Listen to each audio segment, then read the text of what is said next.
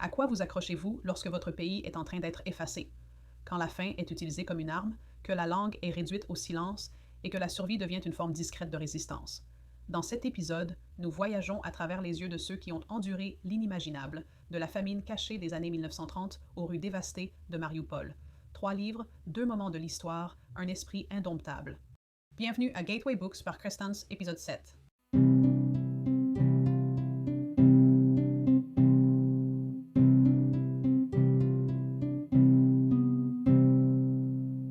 Bienvenue à Gateway Books par Crestance, où nous explorons la fiction historique et la véritable histoire qui l'a inspirée. Je suis votre hôte, Cindy Cruz, et dans cet épisode, nous nous tournons vers l'Ukraine. Nous commençons avec The Memory Keeper of Kiev, un roman qui met en lumière l'Holodomor, la famine artificielle de Staline, à travers les yeux de ceux qui l'ont vécu. Ensuite, nous passons à La famine rouge, d'Anne Applebaum, un récit méticuleusement documenté qui dévoile les stratégies brutales derrière cette atrocité. Et enfin, nous arrivons au présent avec Guerre en Ukraine, journaux de survie de Mariupol occupé, une puissante collection de témoignages de première main qui témoignent d'une autre génération prise dans le conflit. Cet épisode ne concerne pas seulement la géopolitique ou les chronologies historiques. Il s'agit de personnes, d'individus ordinaires, essayant de préserver leur dignité, leur mémoire et leur identité dans des conditions destinées à les priver de tout cela. Les premières pages du Gardien de la mémoire de Kiev sont trompeusement calmes. Il y a une quiétude, celle qui persiste quand quelque chose est sur le point de se briser. Écrit par Erin Liteken et inspiré par l'héritage ukrainien de sa famille, le roman ne commence pas par une déclaration grandiose ou des avertissements dramatiques. Cela commence dans une petite maison, avec une famille essayant de passer une autre journée, inconsciente que la survie est sur le point de devenir leur travail à plein temps. Nous rencontrons Katia, une jeune femme en Ukraine soviétique au début des années 1930, juste au moment où les politiques de collectivisation de Staline commencent à resserrer leur emprise sur la vie quotidienne. Cela ne se produit pas d'un coup. D'abord, le grain est pris, puis le bétail, puis la liberté de parler, même à voix basse. Les gens commencent à disparaître et tout devient tendu, comme si l'air lui-même retenait son souffle. Et puis, soudainement, la famine est partout. C'était l'Holodomor, une famine artificielle qui a coûté la vie à des millions de personnes. Liteken ne l'aborde pas comme une historienne. Elle n'en a pas besoin. À travers les yeux de Katia, nous sommes plongés directement dans le quotidien déchirant de ceux qui l'ont vécu, dans les bols raclés, les adieux silencieux, la faim lancinante qui ne disparaît jamais vraiment. Il n'y a pas d'infographie ou de gros titres ici, juste une fille qui regarde le monde autour d'elle disparaître morceau par morceau. Katia n'est pas dépeinte comme une révolutionnaire. Elle ne mène pas de marche ni ne fait de discours. Son courage réside dans le silence, dans la sauvegarde des graines, dans la protection d'un journal, dans le souvenir de qui elle est quand tout autour d'elle dit d'oublier. Et c'est là le point. L'histoire ne nous demande pas de l'admirer de loin. Il nous demande de nous asseoir à ses côtés, de comprendre que lorsque des systèmes sont conçus pour briser les gens, parfois rester entiers est l'acte le plus radical de tous. Le roman est divisé en 2 lignes temporelles. Nous suivons Katia dans les années 1930, mais nous suivons également sa petite-fille des décennies plus tard, vivant dans l'Illinois. Après un accident tragique, la petite-fille commence à découvrir la vérité que sa grand-mère n'a jamais exprimée à haute voix. Ce qu'elle trouve n'est pas seulement un récit de souffrance, c'est un plan de survie. Le traumatisme que Katia a enduré n'a pas disparu. Il a perduré en silence, dans les lacunes de l'histoire familiale, dans une langue qui a sauté une génération. Cette structure duale rend l'histoire immédiate. Le passé ne reste pas dans le passé. Il se manifeste à travers des recettes jamais réalisées, des chansons jamais chantées et des questions que personne n'ose poser jusqu'à ce qu'il soit trop tard. Ce que Katia a vécu ne se trouve pas seulement dans les livres d'histoire. Cela appartient à sa famille, à sa petite-fille et d'une certaine manière à nous tous. L'écriture de Liteken ne cherche pas à impressionner par des fioritures ou du drame. Elle est calme et maîtrisée, le genre d'écriture qui vous prend par surprise. Cette retenue est ce qui donne tant de profondeur à l'histoire. Vous ressentez la perte avant que quiconque ne dise quoi que ce soit à voix haute. Vous percevez la faim et le silence entre les repas.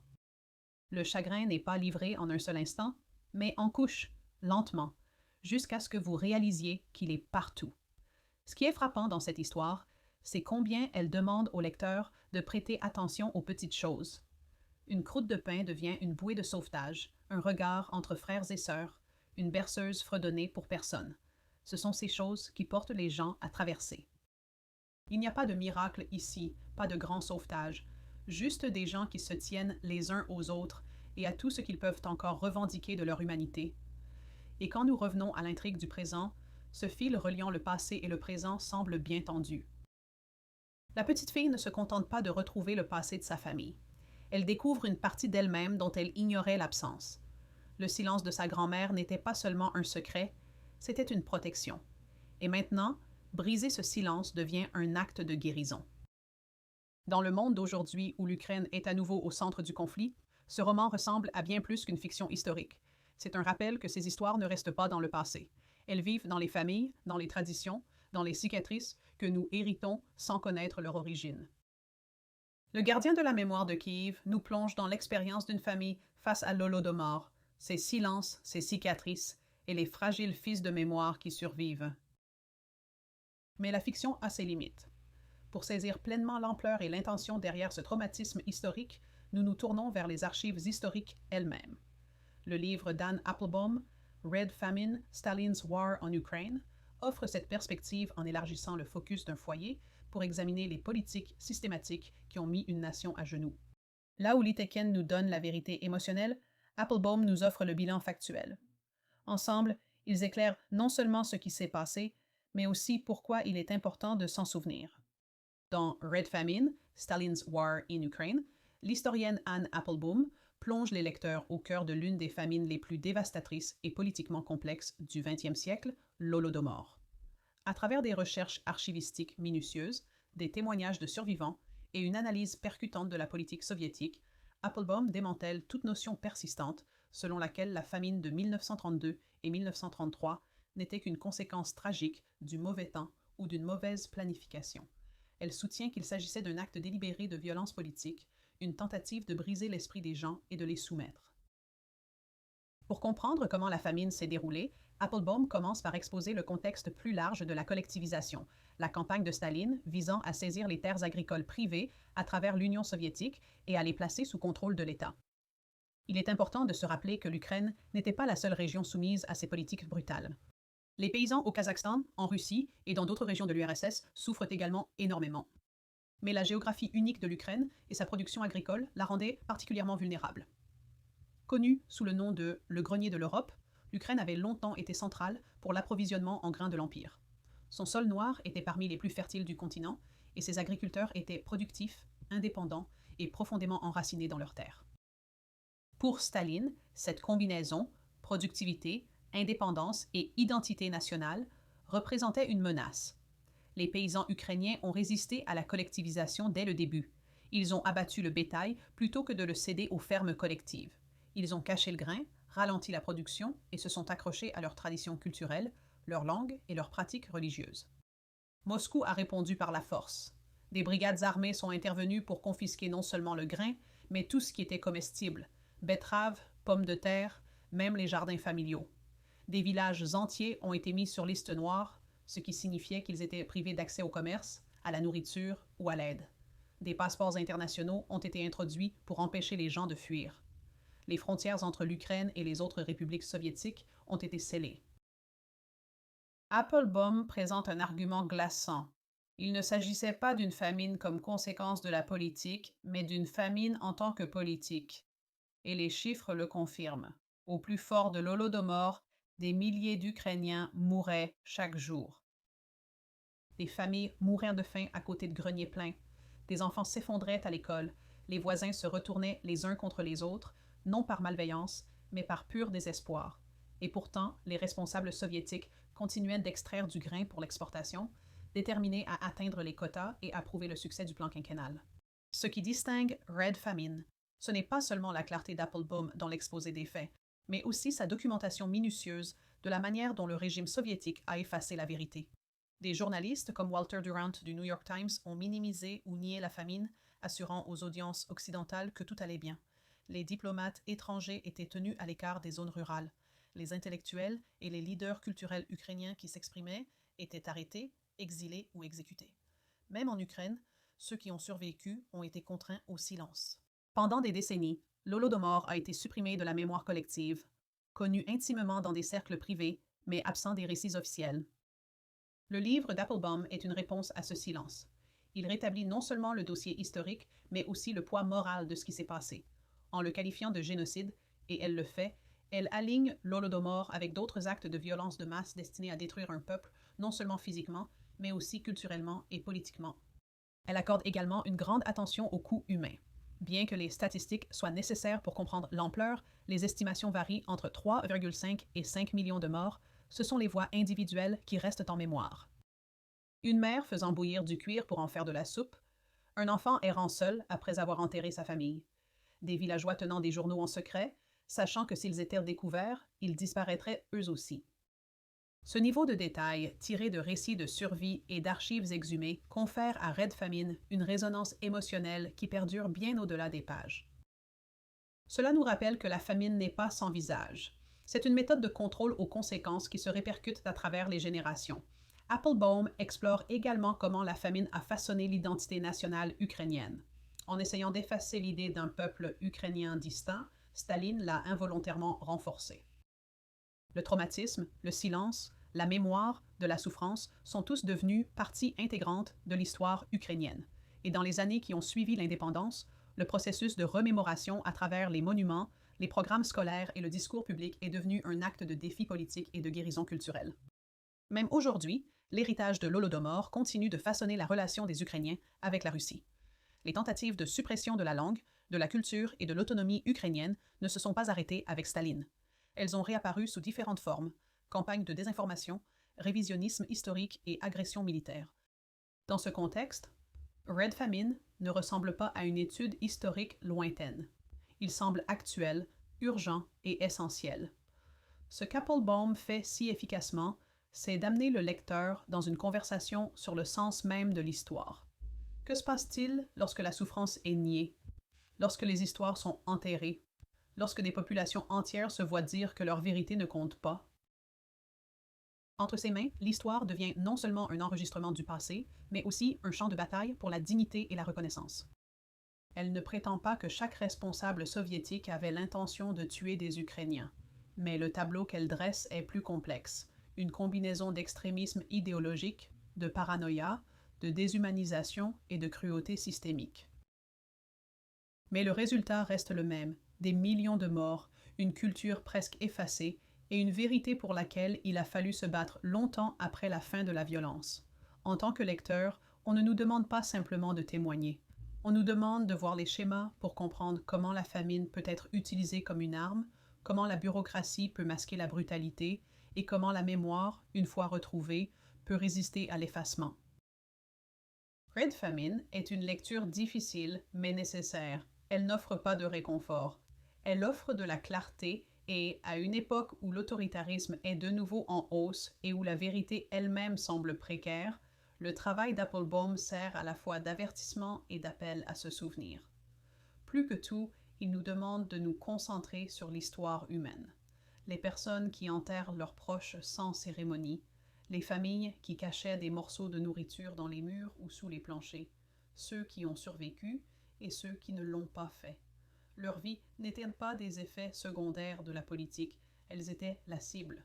Et ainsi, nous nous souvenons d'eux non seulement à travers des chiffres, mais à travers des noms, des témoignages, et l'acte de lire leur histoire à voix haute. Les échos de cette histoire ne se sont pas arrêtés au XXe siècle. L'Holodomor n'était pas une tragédie isolée. Il faisait partie d'un schéma plus long d'effacement et de résistance qui se poursuit jusqu'à notre époque. En nous tournant vers le présent, nous constatons comment les mécanismes de contrôle ont évolué, mais les enjeux restent les mêmes. Guerre en Ukraine, journaux de survie de Mariupol occupés nous met face à face avec des voix contemporaines. Des individus, une fois de plus, pris dans l'étau de l'invasion, de l'occupation et du silence. Leurs histoires ne sont pas une répétition du passé, elles en sont la continuation. Dans Guerre en Ukraine, journaux de survie de Mariupol occupés, nous entrons dans le présent avec un sentiment troublant de déjà-vu. Publié en pleine invasion à grande échelle de l'Ukraine par la Russie, le livre compile des témoignages de première main des citoyens de Mariupol, une ville vibrante, sur la mer d'Azov, qui s'est retrouvé au centre de l'une des batailles les plus brutales et symboliques de la guerre de 2022. Les journaux, lettres et enregistrements vocaux rassemblés dans ce volume sont bruts, immédiats et profondément humains. Il n'y a pas de distance historique ici. Aucune chance de polir la mémoire en récit. Ce que nous lisons sont des fragments de vie vécus sous siège, la peur, la confusion, la faim, la rage et la volonté désespérée de survivre. Dès les premières pages, il devient clair que Mariupol n'était pas simplement pris entre deux feux. La ville était ciblée. En tant que port stratégique et symbole de la résistance ukrainienne dans la région du Donbass oriental, Mariupol représentait à la fois une valeur logistique et une guerre psychologique. Sa destruction relevait autant de la domination que de la géographie. Et pour ceux à l'intérieur, la survie est devenue une question d'heures, puis de jours, puis de semaines. Le livre ne tente pas de raconter une seule histoire. Au lieu de cela, il en présente plusieurs, des enseignants qui abritent des élèves dans des sous-sols glacés, des médecins qui pratiquent des chirurgies sans électricité ni fourniture, des mères qui rationnent la neige fondue pour garder leurs enfants en vie. Chaque voix est distincte. Chacune porte le poids de décisions indicibles. Fuir ou rester, partager la nourriture ou la conserver, enregistrer ce qui se passe ou rester silencieux pour éviter les représailles. Le ton n'est pas raffiné et il ne devrait pas l'être. Ce ne sont pas des journalistes ou des historiens professionnels, ce sont des gens ordinaires qui ont commencé à écrire parce que c'était la seule chose qu'ils pouvaient faire. Certains récits ne font que quelques lignes, d'autres divaguent avec épuisement ou reviennent sur eux-mêmes, incrédules. Ensemble, ils forment une tapisserie de défis. Pas nécessairement par les armes ou les slogans, mais par la mémoire de dire « Nous étions là, cela s'est passé, et voici ce que nous avons ressenti. » Ce qui est frappant et déchirant, c'est à quel point ces voix expriment souvent l'incrédulité. Qu'en 2022, dans un pays européen, des maisons puissent être réduites en décombres avec des familles encore à l'intérieur. Que des voisins puissent être enterrés dans des jardins faute de cimetières sûrs. Que la faim puisse redevenir une arme et que la réponse internationale, bien que rapide dans sa condamnation, puisse sembler si lente en termes pratiques. Pour beaucoup, le sentiment d'abandon pèse lourd. Pourtant, même au milieu du traumatisme, des moments de tendresse émergent. Le rire d'un enfant dans un abri sombre, un voisin partageant sa dernière boîte de haricots, un message griffonné à la craie, toujours en vie, laissé sur un mur d'appartement fissuré. Ce ne sont pas de simples notes de bas de page, ce sont ces moments qui permettent aux gens de continuer. Ce que cette collection rend indéniablement clair, c'est que la guerre n'est pas abstraite. Elle ne se déroule pas seulement sur des cartes ou dans des segments d'actualité, elle se ressent dans le corps, dans les mains froides, les estomacs vides, les bruits des missiles au-dessus et le silence qui suit.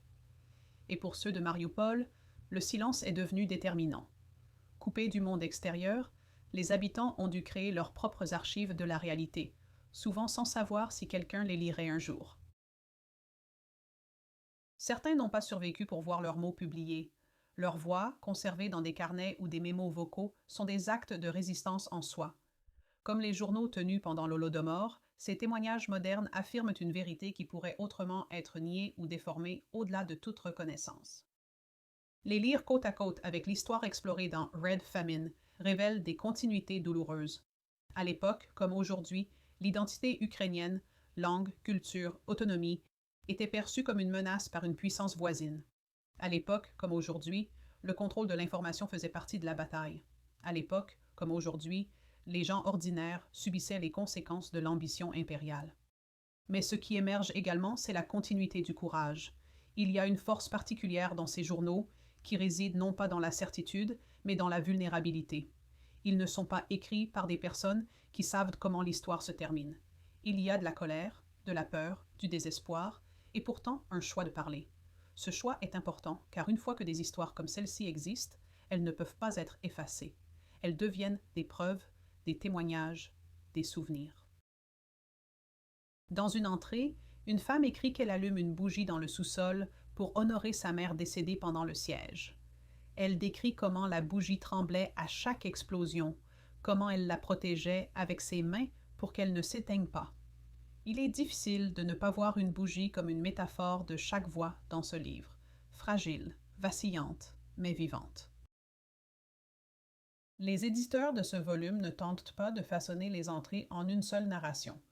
Au lieu de cela, ils laissent le cœur parler de lui-même. L'effet est sobre et parfois accablant, mais il est aussi profondément respectueux. Il n'y a aucune imposition de sens, aucun effort pour résoudre ou expliquer la souffrance. Il y a simplement de l'espace pour la vérité, aussi désordonnée, inachevée ou difficile à supporter soit-elle. Et c'est ce qui donne à ce livre sa force. Il ne cherche pas à simplifier, il nous demande de nous asseoir avec la complexité, de témoigner non pas d'une seule histoire d'héroïsme ou de perte, mais de centaines de vérités qui se chevauchent, certaines contradictoires, certaines non résolues, toutes réelles. Ce faisant, il poursuit le travail de l'histoire, pas celle écrite par les vainqueurs, mais celle qui survit dans des bouts de papier, des téléphones cassés et des souvenirs murmurés, celle qui dit « Nous comptions, nous avons résisté, nous avons survécu ou nous avons essayé ». En nous souvenant de Mariupol, nous ne faisons pas que reconnaître ce qui s'est passé. Nous refusons de laisser cela disparaître. Tout comme le Holodomor a été nié pendant des décennies, de même que les atrocités de Mariupol pourraient être minimisées ou oubliées sans des témoignages comme ceux-ci. Mais ils existent, ils parlent, et ils exigent que nous écoutions. Ce que ces trois livres offrent, à travers la fiction, l'histoire et le témoignage, n'est pas seulement un portrait de la souffrance de l'Ukraine, mais de sa résistance. Des jardins cachés de l'Holodomor aux abris de fortune de Mariupol, le fil qui les relie n'est pas seulement la perte, mais l'endurance. Ce ne sont pas des histoires uniquement sur le passé. Elles concernent la lutte continue pour préserver la vérité, la dignité et l'identité face à des forces déterminées à les effacer. Dans un monde de plus en plus saturé de désinformation et de distraction, des histoires comme celle-ci nous demandent de ralentir et de témoigner. Elles nous mettent au défi de reconnaître les enjeux de l'oubli et le courage qu'il faut pour se souvenir. Qu'elles soient racontées à travers la douleur enfouie d'une famille fictive, la documentation sans faille d'un historien ou les voix urgentes de ceux qui sont assiégés, chaque récit exige que nous ne détournions pas le regard. L'histoire ne vit pas seulement dans les monuments ou les manuels scolaires, elle vit dans les mots que des personnes risquent tout pour écrire, et elle survit lorsque nous lisons ces mots attentivement, respectueusement, et avec la compréhension que la mémoire n'est pas seulement ce que nous avons hérité, c'est ce que nous choisissons de transmettre. Merci d'avoir pris le temps de découvrir ces histoires, des histoires qui demandent notre attention, notre empathie et notre détermination. Si vous souhaitez explorer d'autres épisodes qui relient la littérature à l'histoire vécue, visitez crestance.com où vous trouverez des discussions passées, des titres à venir et une collection soignée d'équipements et de décorations pour les amateurs de livres. Abonnez-vous à la chaîne, partagez l'épisode avec un autre lecteur et faites-nous savoir quel livre vous aide à réfléchir plus profondément sur le monde. Jusqu'à la prochaine fois, lisez avec attention et gardez l'histoire près de vous.